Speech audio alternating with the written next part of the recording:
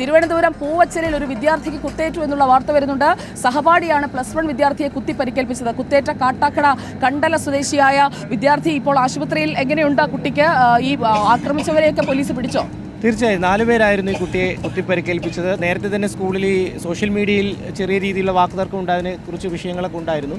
തുടർന്ന് അധ്യാപകരൊക്കെ ഇടപെട്ട് ഒരു സമവായ ചർച്ച നടത്തിയെങ്കിൽ ആ ചർച്ചയിൽ തന്നെ അടി ഉണ്ടാവുകയും പ്രിൻസിപ്പലിനെ അടക്കം ഈ വിദ്യാർത്ഥികൾ മർദ്ദിക്കുന്ന ഒരു സാഹചര്യം ഉണ്ടായി. അതിൽ ഏകദേശം 18ഓളം വിദ്യാർത്ഥികളെ പുറത്താക്കുകയും ചെയ്തിരുന്നു. അതിനെ തുടർന്നുണ്ടായ ആ ഒരു സംഘർഷമാണ് ഇന്നലെ തിരുവനന്തപുരം പൂവച്ചലിൽ വെച്ച് അതിലുള്ള ഒരു കുട്ടിയെ 4 വിദ്യാർത്ഥികൾ ബൈക്കിലെത്തി റോഡിലിട്ട് കുത്തി പരിക്കേൽപ്പിച്ചത്. മാരകമായിട്ടുള്ള ഒരു മുറിവുണ്ട്.